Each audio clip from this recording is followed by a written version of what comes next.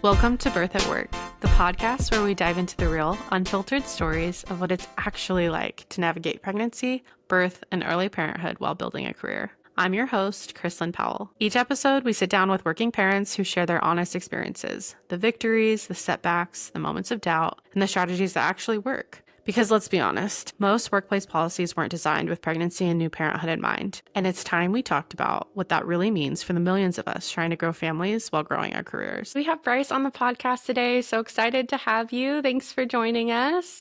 Thank you. Excited to be here. Awesome. And love these episodes because this is a chance for you and I to connect, for you to share your story about what it's really like, behind the scenes being a mom and also working and chasing your career.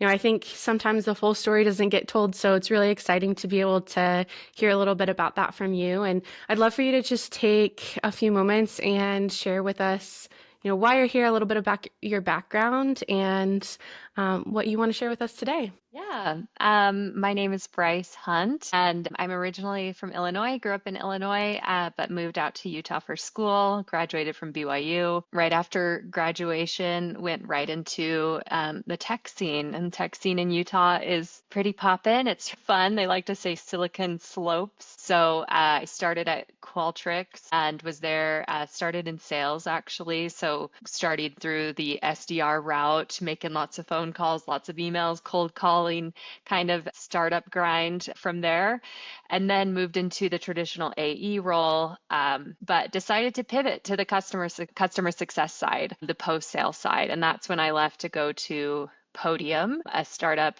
It's no longer a startup, but at the time I went, it was definitely startup time. I think I was like employee 150 or something at Podium and entered customer success. Yeah, and that's where I've really found my passion. And so was at Podium for about 5.5 years before I actually boomeranged back to Qualtrics. So I currently now sit at Qualtrics in a customer success role this time and have really loved going back to Qualtrics. So that's kind of the really brief summary of like my work and education. But in terms of me personally and my family, a mom to 3 kids. My husband and I, we live in Lehigh.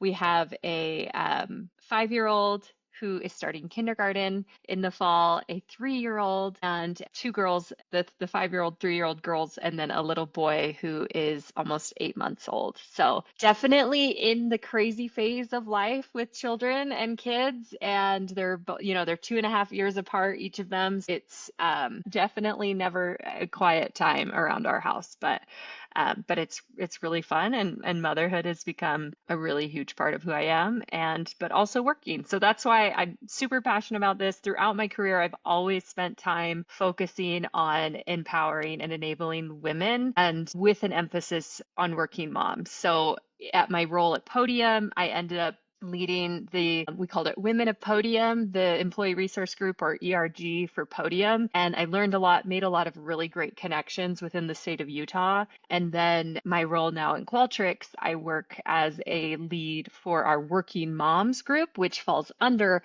our Global Women Leadership Development, ERG. So I definitely always make space professionally to work on this passion because I love it so much. And I wish someone was like that for me when I was in college and first starting out, because you definitely need help and guidance, I think, if you haven't seen that example. So that's a little bit about me. I love it. And also, I just want to mention a few fun facts. Bryce is an amazing basketball player, and we worked together in college. So we met at BYU in Utah and worked at different sporting events and special events. And then, we played in some basketball leagues together. So Bryce is very talented in a number of ways. Yes, sports. Yeah, that's the thing that I do. I do love basketball and volleyball. I'll always have a little place in my heart. Love it. Yes. I love too that you mentioned part of the reason why you devote time professionally and, space to talking about topics surrounding women in the workplace and supporting working parents is because you wish that you had that. And that's kind of the purpose of why we're here today too, to be able to have these conversations and to share what it's really like, and not like, people don't have to be scared to share their experiences, to ask questions, to learn about other experience from other folks. And so I feel like that too, like when before I had kids, I just didn't feel like there was a lot of conversation happening or a lot of support. But that has changed a lot over the past decade. So I'm glad that we're here. And I'm also curious, based on what you've shared with us about your family and your professional life, working with tech, transitioning from like the sales side to customer success, all of that, and then balancing having 3 kids now. Congrats on your newest, by the Thank way. you. Thank Yes. you. Was this what you envisioned motherhood would look like before you got married, before you had kids? Absolutely not. Interestingly enough, I grew up with a stay-at-home mom, and my mom is wonderful, and I love her. I always pictured that if you were a mom, you stayed home, and that if you were working, you didn't have kids. I thought in my head that there was this binary choice you had to make, that you would have a family and stay home as a woman, or you would work. And I just didn't really think that there was um, a way forward doing both. And I know that sounds so silly, especially like living in the time that we do. I just thought that I would have to make that decision. And so I did not see this. I really luckily stumbled into a great career before I got married, before I even thought about having kids. So once I started to really get into work and realized that it was something that I enjoyed and loved, I started to be more open about the chance that I might be able to do both. But honestly, it wasn't even until I was pregnant with my first and I was still kind of going back and forth on if I would go back. And there's this book, a lot of people talk about it, and there's some controversy around it, but Lean In by Sheryl Sandberg. She talks about how a lot of women will limit themselves before they actually get to the point that, like, before they even need to. So years before someone decides to have children, they're not taking on new promotions or opportunities because the chance it might get in the way of a family someday. And I think I did that as well. I kind of started to limit myself, but I took that advice and reading that and was like, okay, let me just come back from maternity leave and give it 3 months and see what happens. Give it 6 months and coming back from maternity leave and realizing that was the balance that I needed. And then in turn, I think it actually has made me a better mom for me. And I know every person's decision is different, but for me, I think when I work and I'm able to take that time for myself, I am a better mom. But to each their own, like that is a very personal decision, and I respect that, of course. So, Yeah, I think that's very just genuine of you to approach it that way too. That energizes you, right? Taking time away for work and pursuing your talents and skills that you have make you a better mom when you show up for them because you've been able to like work your brain, exercise different things, build upon your achievements but that might look different for different people and what they care about and want to pursue. But also it's really interesting too. I had a mother growing up who she got her degree and she worked, and then when she had me, she went back to work shortly after that. But then as she continued having kids, my father and my mother just decided like it would work out better if you stayed home while the kids went through school. So I had a stay-at-home mom too. But my parents always told me like make sure you get your degree so that after you stay home, you can go back to work. So it was kind of like I don't know, I'm sure like their generation before that it was like mom stay home. And then it yeah. was like then when my mom's generation, your mom's generation, it was probably like, okay, like yeah, get a degree, it's smart, Yeah, but like just in yeah, case something happens. I heard that a right. lot too. Yeah.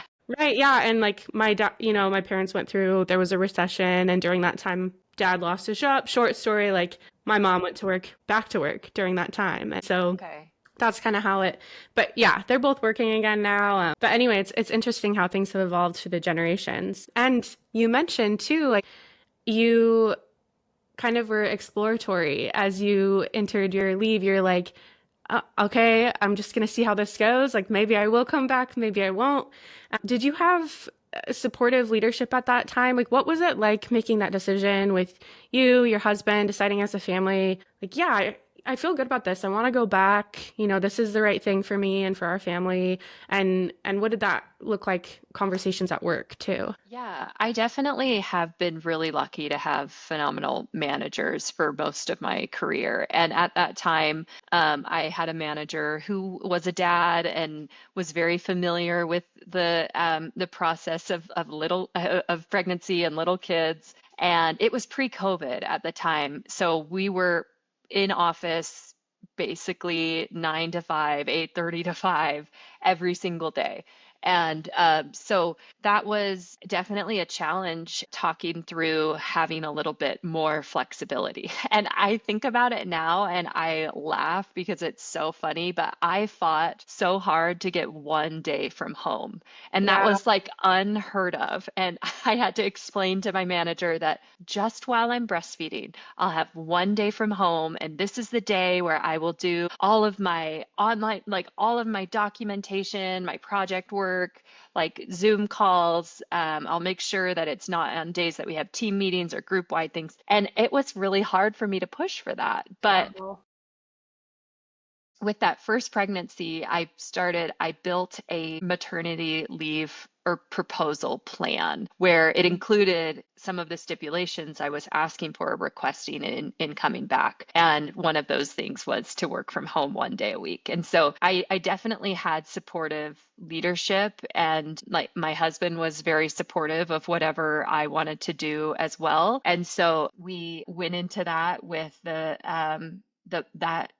plan. And again, it was like, I'm going to play it by ear. I'm going to see how this works. And that's what we started. And that's what we did. And my manager was supportive. And I think one caveat I said, and that was helpful in that maternity leave proposal, was in our weekly one-on-ones, we'll discuss my progress. We'll make sure that this stipulation of me working from home 1 week is not impacting my performance. And then we can follow up on that weekly. And I think that can expand to other things that mothers ask for, other concessions or other like outside of the box requests that we might have or might need during our return time. Just be very clear with the manager that this will not impact my performance. However, we can sync on it weekly to ensure that it doesn't. And so that's one thing that I have been cultivating and building is like maternity leave plans, Yeah. proposals.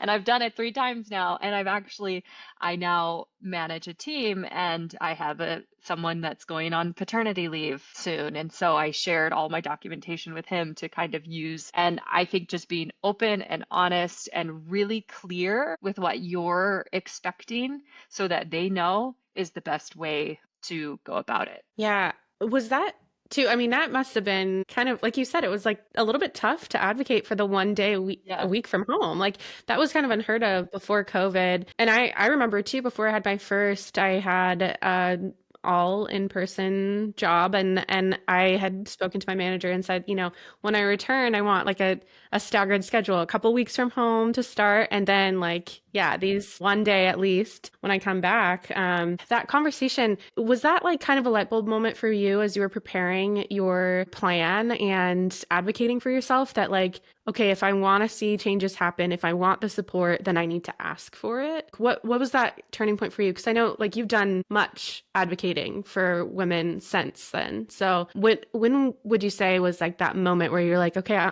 I need to do the work here? Yeah, I think definitely it was in that first maternity leave, like a light bulb in what women really need to do to fight for themselves and to get the resources that they need. Because for that maternity leave, that was my manager's first experience with someone going on leave. And Mm, I had that same manager for my second leave. And then okay. this third leave has been a new manager, and it was his first time with someone going on leave. So I think that in a lot of these cases, you have to kind of be the trailblazer and build the plan. You can't go into a maternity leave or any kind of leave just expecting that the manager will know how to do it. And some organizations will have really clearly outlined benefits around it, but a lot of times a regular manager won't know all of the details. So you have to share with them what is available for the company, and then also what extra things you want. Are you going to want more time than what is given? Do you need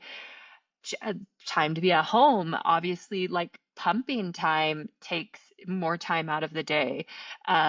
Or nursing your baby or whatever it is, there's going to be extra things when you return, or a staggered return date, like all of those things. So I think, yes, it definitely helped me. And once I got the okay on some of these things, I realized, wow, I need to tell other women that you can talk to your managers and you can come up with a plan. And so I started sharing that first original doc with many of my friends who were starting to have children, and iterating on it and building on it so that women would know what they can and can't ask for. And you can be creative, but I was like, this is what I said, so you should at least do this.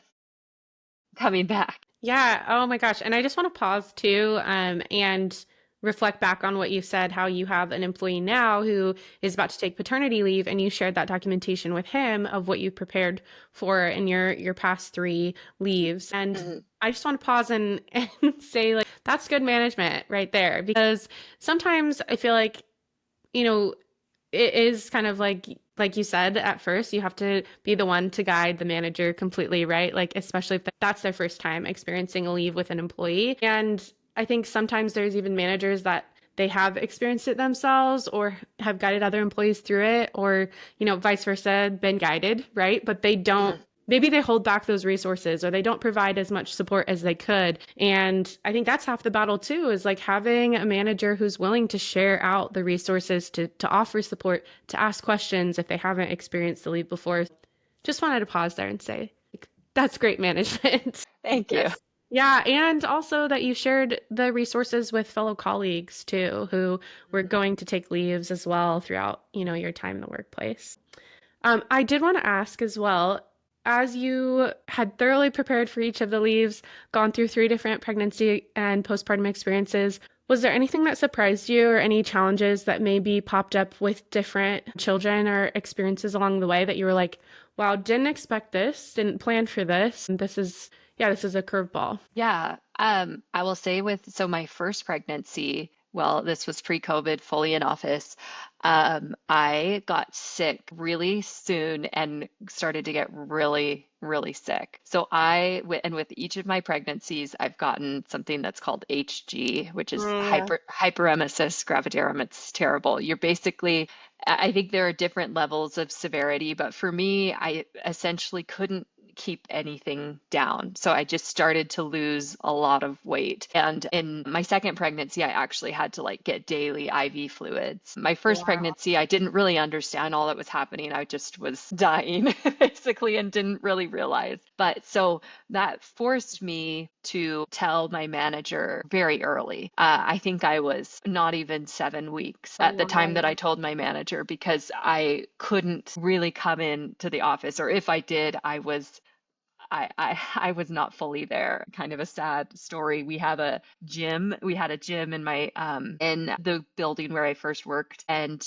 that gym had a bathroom that was typically, people didn't use that bathroom unless they were actively using the gym. And so I would go in the stalls in that bathroom and just lay down after like throwing up, and just sit and lay on the floor in the locker room bathroom. And I remember thinking, like, how low can you get? Like, this is a new low on the floor of the bathroom at my work. But I had to communicate that really early, and that was definitely a challenge. And then I was prepared in my second pregnancy that this is probably going to happen again. So when I knew I was going to get pregnant, as soon as I got that, pregnancy test, thankfully this was post COVID and we were able to work almost pretty much fully remote. So it was a lot easier for me to navigate that pregnancy. Like I said, I was at home, like receiving IV fluid, but like on my computer Mm, doing my work. yeah.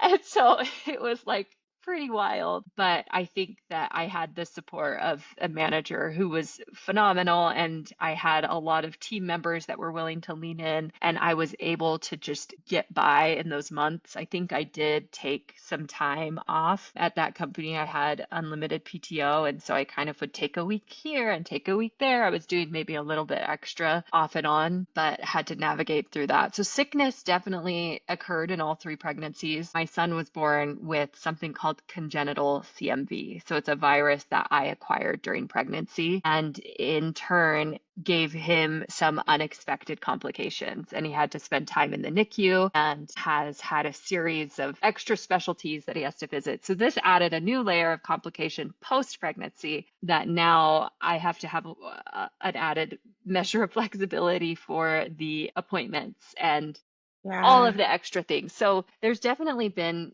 challenges that I've had to navigate, but again, just open communication with my manager around what is being asked of me. And I just sympathize with people who don't have a manager that is empathetic, because this would be impossible if I don't have the support of a manager. Yeah, that's huge. Being sick and then having a sick child is just, it's like either way you spin it, there's not one that's better. Like, it's like early in the pregnancy, after you have the baby, like, yeah, neither is hard, or I'm sorry, neither is easy to Mhm. balance.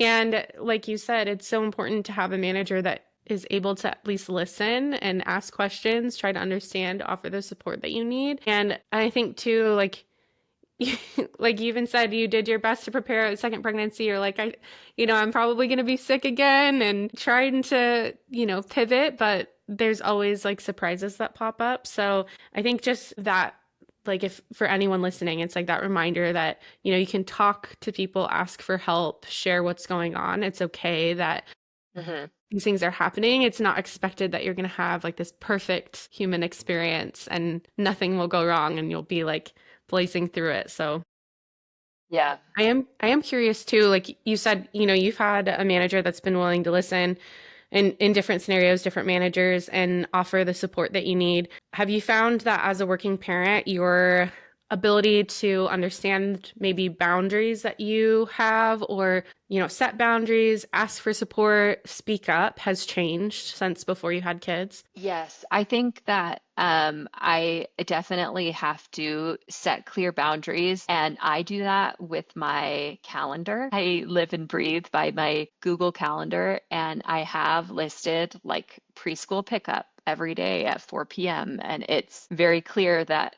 that is something that I'm prioritizing and doing. And I think I felt okay to do that because my manager did the same.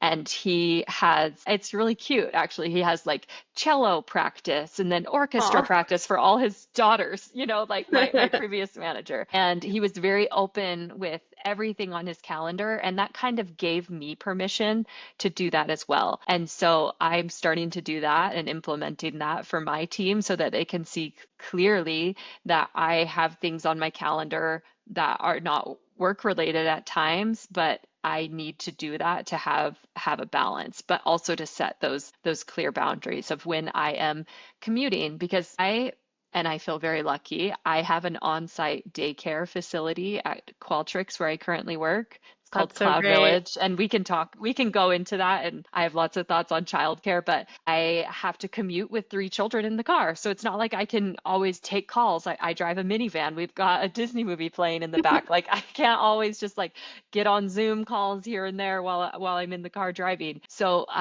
I definitely have to line out like when am I commuting? When am I in office? When am I picking up kids, dropping off kids? I've got dance class on Thursdays right now, so I have to leave kind of early. Got it. I think it's just very good to be open about your calendar and then respecting other people's calendars as well. Yeah, 100%. And like you said, you saw other examples of folks that were doing that too, like your manager.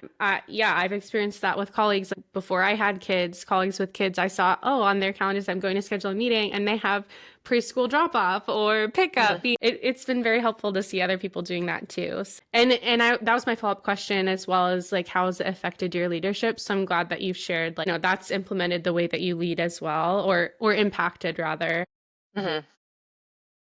has becoming a mother and managing raising kids impacted the way that you have goals set for your career or what you want to pursue in your career? It definitely has. And I think it's changed what I want in the moment. For a long time, I have wanted to just be an individual contributor and stay away from the management side because of the control that I had over my calendar and over like meetings that would be set up with me. If I have a customer or working with different customers, I have a little bit more control over my day. And so it has kind of scared me away from management. But now that I am moving into a phase of life where I think we're done with three kids, Mm-hmm. and I'm like, feel like I can kind of go up a gear, so to speak, and really jump into this next phase. Because for in the process of having children, it's like, okay, I'm running as fast as I can, and now, oop,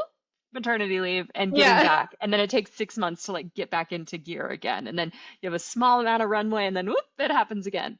And so I felt like I've just been doing that since 2019, basically, where I can't get up into the speed that I want to. And so I finally feel now that I am moving into that next phase. I can start to really run. And that it's unfortunate. The best solution that I can think for that is just giving men the equal opportunity to also have paternity leave to level the playing field. And so I think it's an important conversation to have. Yes, maternity leave and leave for mothers is so important, but it's just as important for parents, for fathers to also have that for them, of course, like for bonding, for the wife as well to have the support of their partner, but really just to like level that playing field. I was passed up for a promotion at my previous job because was just returning from maternity leave, even though I felt like I was probably one of the most, qualified person for the role, but it just didn't happen because I left. And it made sense. I wasn't rocking and rolling. Like I wasn't there ready for the role. And so I don't blame the manager for that. Yeah. But I think that that conversation needs to be had as well, that giving paternity leave will help moms too. I love how you said that, like leveling the playing field as well. And it's so important to have that baby bonding for both the father and the mother, and for the Mhm. father to be in the home supporting the mom as she's going through postpartum, and just to have that time. But also, it's like, yeah, I mean, when you are both taking pauses from the workplace, it does level things out for everyone. It makes it, I mean, there's like an element of fairness in the workplace that comes up because we're taking the proper time that we need as humans when there are life changes.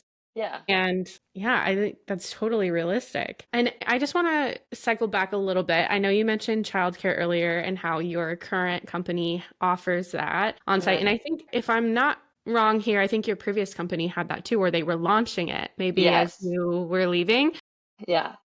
Can you, yeah, let's just chat about that for a moment because I think that is a big thing that has probably impacted your ability to continue working and performing well in your career. And what is that experience like? I mean, I've never experienced it. I Yeah. think for many folks they haven't, and then they've either got like in-home care or they drive Mhm. to a daycare or preschool. And yeah, what is that like for you and how has it changed the game? Yeah, it has completely changed the game. So my previous company did start offering it when my first daughter was around 18 months old. So I was the first one to register. I mean, I was so excited for that. And it is such a big game changer because you go to work at the same place you're dropping your kid off. That like eliminates so much travel time. And then for young babies, this is where it makes the biggest impact is if moms are choosing to nurse their children, it's faster to go downstairs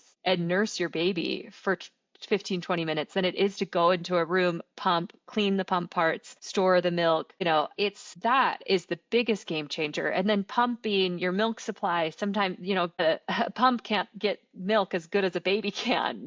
And so your milk supply can stay up, and I've been able to successfully nursed my three babies because I've had access to an on-site daycare. So that's like one of the biggest benefits, but also the employer typically subsidizes these benefits. So with my current employer, Qualtrics, they partner with a company called Bright Horizons. And I could give, both Cloud Village and Bright Horizons a shout out because that's how I'm able to continue working. So when I was pondering the decision on leaving Podium, that was really hard because I had that on-site daycare. So to learn that Qualtrics had one, it allowed me to make that jump and that decision to leave because that was so, so important to me. And over the years, I've done a different combination of childcare, like full-time daycare, or I've done a full-time nanny. Right now, the happy spot, the sweet spot that I've landed on is part-time daycare and part-time nanny. And that has worked really well for us, a little bit of both. So and that's what I'm required to be in office is just a few days a week. So works out really well. And I think it would be harder for me to work without that because of especially the first few months with a little baby. I think benefits, this whole conversation about benefits is huge in allowing women to feel comfortable coming back to work and providing resources for them to be able to do so easily. A lot of the work that are studies and research that has been done around women and when they typically leave work, it's usually in those childbearing years. And that's why it's so difficult to get women to move from entry level positions to middle management and moving upward. It's a challenge. Companies need to continue to innovate and be creative in ways that they can keep the talent there. And one of that is definitely on-site daycare or some kind of daycare subsidizing, like cakes. I don't know if you heard Yes. that Oh my God. yeah, they're like paying 100% of childcare. That is so just legendary. Yeah, it's like choose your own childcare, whatever you do, like we're paying Yeah, for I it. immediately add to cart bought. I Yeah. hadn't bought those before, but I was like, yes.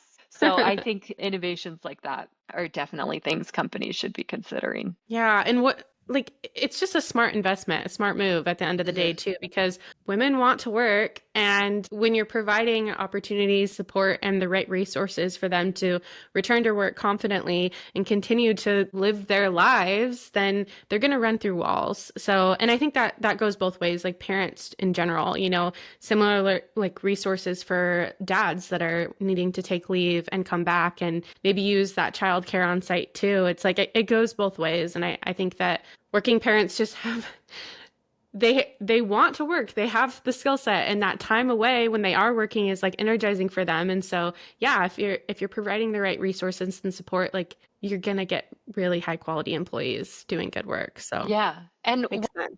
one thing I'll add to the childcare conversation is I understand I'm speaking from a place of like privilege. I have a lot of opportunities here, and childcare can be very, very expensive and it can be a challenge. And a lot of people will look at childcare as like all of my paycheck is going to be going to childcare, so it doesn't make sense for me to work. And I hear that Hmm. argument a lot. However, what I say to that every single time is you are the best investment that you can make. Investing in yourself. And just as if you were buying a rental property and your take home each month might just be a tiny bit, someday that rental property is going to be worth more and you're going to be making more money. The same goes for you as an individual. As you start working and progressing in your career, you're going to start making more money, and that difference is going to be getting bigger and bigger. And then kids go to school eventually. Like you'll stop paying for daycare and childcare.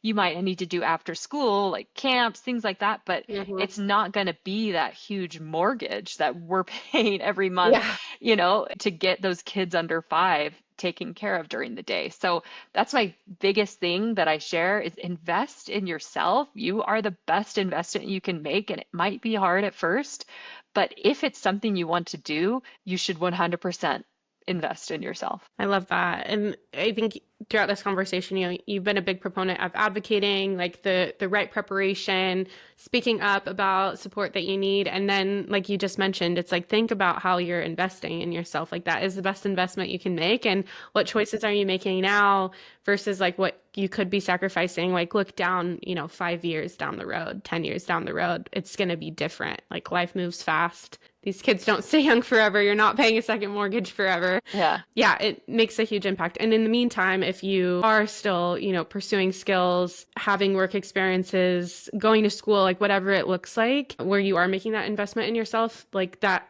you'll look back. And I mean, hopefully, if that's something that like women want to be pursuing, they can look back and say, like, I'm glad that I did that. I'm glad that during that time I still, took time from me and money and resources too, Yeah. right? So great point. As we're kind of closing the conversation, I am curious too about what gives you hope for working parents moving forward. Yeah, I think that as as more and more women are choosing both, like I said, that are choosing work and choosing family, there's more visibility, there's more leadership that's moving up through the ranks to, C-level. And so you're able to see that, but also it's also building our organizations to be better. So I think I do have a lot of hope. I think there are a lot of organizations that are creating great benefit packages that talk about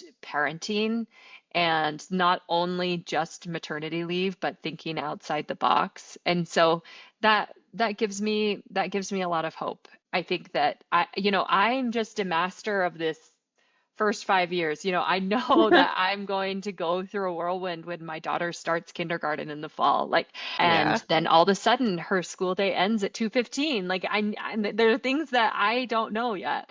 But I think as we continue to build more and more women that are doing this, then we can build that community of resources to lean on and rely on um, moving forward. So yes, definitely have a lot of hope too. Yeah, it's like it's a conversation that's always evolving, right? And we can continue adding to that to improve experiences for everyone. Also, what is the one piece of advice if you could choose something that you want to leave with a listener today and a fellow working mother? I think I'll probably just harp back on that you are the best investment that you can make. I think if it's someone who is before having kids, I would say having kids and working is not a binary decision. Like you can have both happily, and there are adjustments you need to make. You may need to outsource. I mean, like grocery delivery, house cleaner, like there's lots of things that you might not want to spend your time on weekends. And so you might need to learn to outsource. But you can do both, and that you are the best investment you could possibly make if this is something you want to do, and it gets easier as you do it. So also more than happy to connect with people on LinkedIn and talk through this. And especially in the state of Utah, I know we work with the Utah Women Leadership Program that Susan Madsen runs out of Utah State. And I love to be super involved in that as well. So would be happy to connect with people and talk about this topic. Yes, we'll definitely link your details in the show notes. And Bryce, thank you again so much for taking time for this conversation, for sharing a little bit about what you've gone through, about your experiences and how you've advocated for yourself and other men and women in the workplace, right? Like moms and dads, working parents in general, but especially for women to invest in themselves and just realize that if they want both, they can have both. They can have a career and they can have kids too. So thank you. Yeah, thank you. That's a wrap on today's episode of Birth at Work. If our topic resonated with you, I'd love to hear about it. Connect with me on social or via email. Your experiences and questions help shape future episodes. Remember, you're not alone in this journey of balancing career and family. Every challenge you're facing, someone else has navigated too, and every victory you celebrate, big or small, deserves to be recognized. If you enjoyed this episode, please subscribe and leave us a review. It helps other working parents find these conversations when they need them the most. And if you know someone who could benefit from hearing these stories, please share this episode with them. Until next time, remember, you don't have to choose between your career dreams and your family dreams. You're already proving that every day. Thanks for listening to Birth at Work. I'm Chrislyn Powell, and I'll see you next time.